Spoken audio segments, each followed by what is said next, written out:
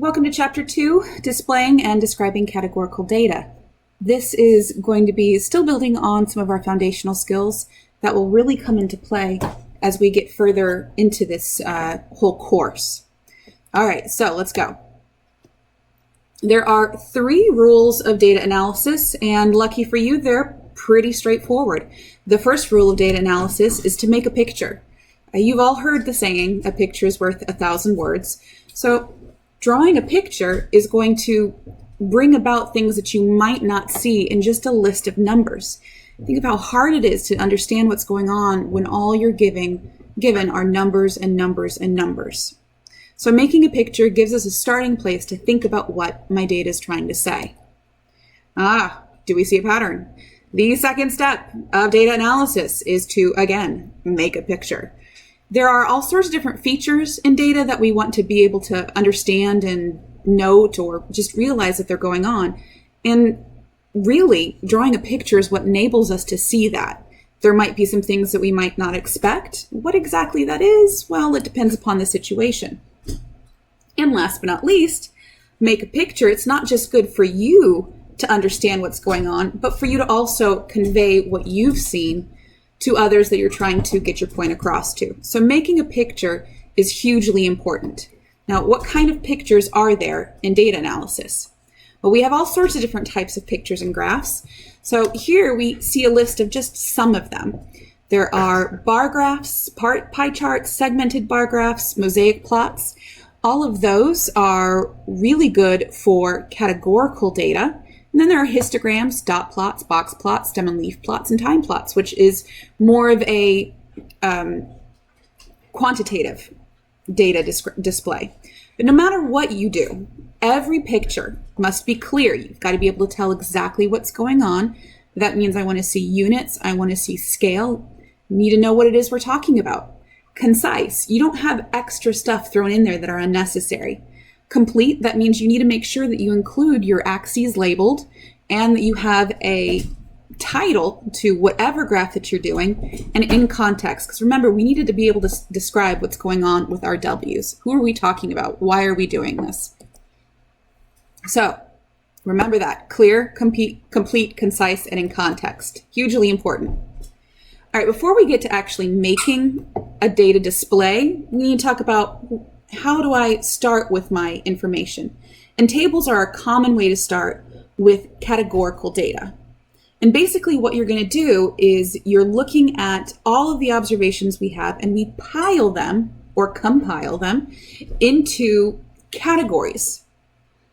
Now, in your textbook, they go pretty in depth about this Titanic example where they talk about the survivor rates of passengers on the Titanic based off of their class. So here I have piled all of my data into the total numbers in first, second, third, and crew class.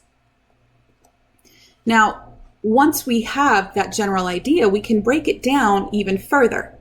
So counts are known as a frequency table because it's just telling me the total counts, the total number, what is the actual frequency. A relative frequency table is very similar, but if you notice here, what we're looking at is percentages instead of counts. And so for a lot of folks, these percentages are easier to understand simply because I get an idea of the part of the whole that it is that I'm dealing with. Now, no matter which one you choose, counts or relative, so either a frequency table or a relative frequency table, they're both describing a distribution. They both tell you a little bit about what's going on. Now, you can use frequency tables where you're dealing with counts. However, it tends to be more common to use a relative frequency table because it allows us to compare groups of different sizes. All right, so bar charts. A bar chart is similar to a histogram, a little bit different. It's going to display the distribution of a categorical variable. And when you're doing this, you have categories along your axes. So here you see my categories of first, second, third, and crew. So the numbers along your x-axis, or it doesn't matter if you put it on your y-axis, those are named groups. And the thing that makes it a bar chart is you see we have spaces between my bars, and I could technically reorder this in any which way I want. It's not going to really affect it. I'm doing first, second, third crew simply because it's the way it's distributed here. Now, notice we also have frequency. So this allows me to understand that this picture is a display of counts, and these are the number of people, whereas this is my class axis. What's missing in here is a title. You would typically have a title that says what your display is describing. So in this case, it would be Passengers of the Titanic by class. So a relative frequency bar chart is going to look pretty much the exact same with one difference. And that is here. Instead of a count with a frequency, we have a relative frequency. Notice I don't have to draw my bar up to 100%. If it doesn't make sense, don't do it. My largest group is just shy of 40%, so my graph stops at 40. Whenever you're doing a display of any kind, you want to make sure that you fill from corner to corner of your graph. You want to make maximum use of the space. So again, frequency, bar chart, counts, label your counts, what we're talking about, relative frequency, percentage.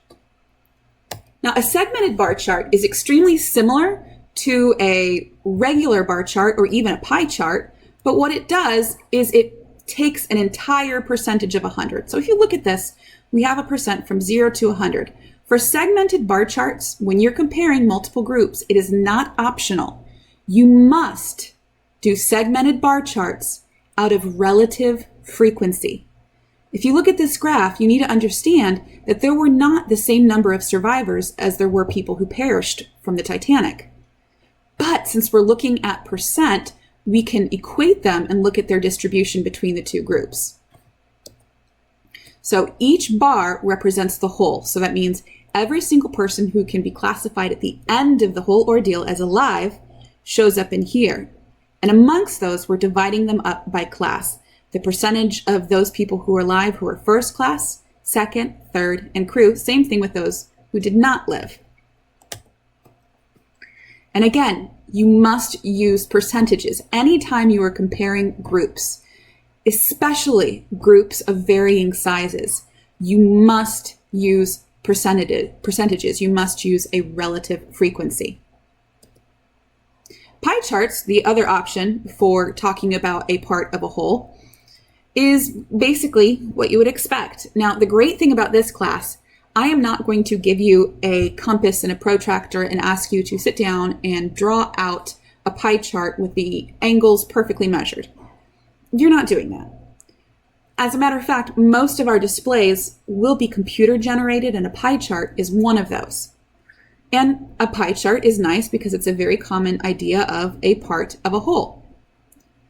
So we know the whole class or the whole group is the circle, and then the pieces, the subgroups, are my slices. And each slice is proportional by the fraction. So it's not proportional by a count. We're not saying that this angle is 325 degrees. We're saying 325 of the total. And you can either label this with counts or relative frequency. Now, no matter what type of display that you're doing, every single display you ever make in this class must include the following, whether it's categorical or quantitative. First thing, you have to label your axes. Are we talking about groups along one axis? Are we talking about measurements? Do I have counts? Are my counts people, things? What are they? Or am I dealing with percentages? So you have to have, since we're going to be talking about either counts or percentages, you need to have some sort of marked measurements. And what that does is that sets your scale for you. You don't need to indicate every single integer. You need to have at least what the base value is and what the top value is. And it's usually nice to break it down into at least 4 or 5 groups for easy dissemination of information. Along those lines, show your units. If you're talking about relative frequency, I want to see a percentage mark. If we're talking about pounds, I want to see the pounds. You have to make sure that everything for your display is clear, complete, concise, and in context. Now, your overall descriptor or your title also does that.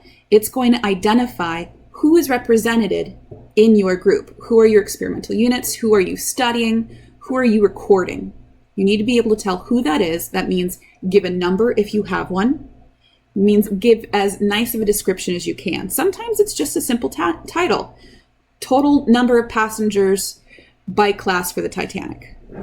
But you see with that, I included context. Passengers by class, Titanic. Without context, they're just a bunch of shapes. You have to make sure that you always include context if you want your display to mean anything. And that context is summed up through these 4 pieces.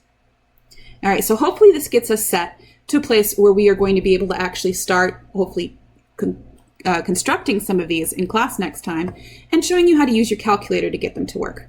So thanks for sitting through this. I hope you took good notes, and I'll see you in class.